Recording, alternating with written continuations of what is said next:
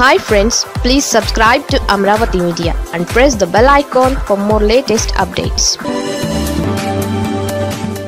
అందరి target లోకేషే. Reason ఇదే. రాజకీయ ప్రత్యర్థి వైసీపీకి ప్రధాన టార్గెట్ లోకేష్. ఇందులో ఆశ్చర్యపోవాల్సిందేమీ లేదు. కానీ టీడీపీలోని సీనియర్ నాయకులకు, జనసేనకు లోకేషే టార్గెట్. దీనికి కారణం కూటమి ప్రభుత్వంలో అన్నీ తానై అధికార చక్రం తిప్పేది లోకేష్ కావడమే. ముఖ్యమంత్రిగా చంద్రబాబు నాయుడు కేవలం పేరుకే కీలక హోదాలో ఉన్నారనే చర్చ కూటమిలో అంతర్గతంగా జరుగుతోంది. కొంతకాలంగా కూటమి పాలనపై ప్రజలలో అసంతృప్తి ఉందనే మాట వినిపిస్తోంది. చంద్రబాబు మార్క్ పాలన లేనే లేదనే అభిప్రాయం సర్వత్రా వ్యక్తమవుతోంది. చంద్రబాబు అంటే మంచి పాలనా దక్షుడిగా, శాంతి భద్రతల్ని కాపాడే పాలకుడిగా గుర్తింపు పొందారు.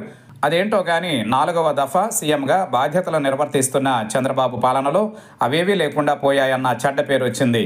ముఖ్యంగా టీడీపీ ఎమ్మెల్యేలు, మంత్రులపై చంద్రబాబుకు పట్టుపోయిందనే చర్చ విస్తృతంగా సాగుతోంది.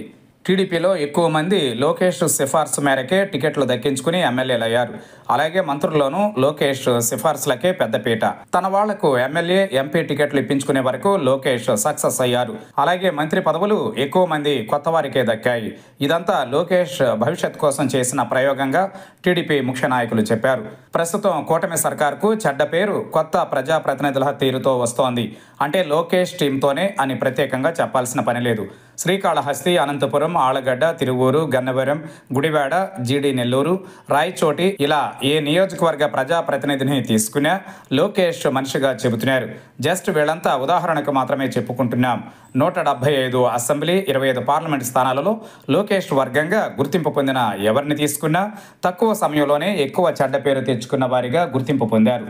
చేయకూడని పనుల్ని ఎవరు చేస్తున్నారంటే లోకేష్ వర్గీయులే అని టీడీపీ నాయకులే కసిగా చెబుతున్నారు. చిల్లర నాయకులంతా లోకేష్ చుట్టూ ఉన్నారన్న అభిప్రాయం టీడీపీ సీనియర్ నాయకుల్లో ఉంది. అందుకే ఏడాదిన్నర పాలన కూడా పూర్తి కాకుండానే కూటమి ప్రభుత్వం చెడ్డ పేరు తెచ్చుకుందని టీడీపీ సీనియర్ నేతలు వాపోతున్నారు. కూటమి ప్రభుత్వంలో లోకేష్ టీంకు చెందిన ఒకరిద్దరి మాటకు మాత్రమే విలువ ఉందని టీడీపీ సీనియర్ నాయకులు అంతర్గత సంభాషణల్లో వాపోతున్నారు. మిగిలిన ఏ ఒక్క నాయకుడి పని కావడం లేదని ఆవేదన చెందుతున్నారు. పోనీ లోకేష్ ఆదరిస్తున్న నాయకులకు మంచి పేరు ఉందా అంటే బేతాళ ప్రశ్నే అంటున్నారు. ఉదాహరణకు శాప్ చైర్మన్ రవినాయుడు లోకేష్కు అంతరంగికుడినంటూ ప్రచారం చేసుకుంటూ తిరుపతిలో అంతా తానే నడిపిస్తున్నారు.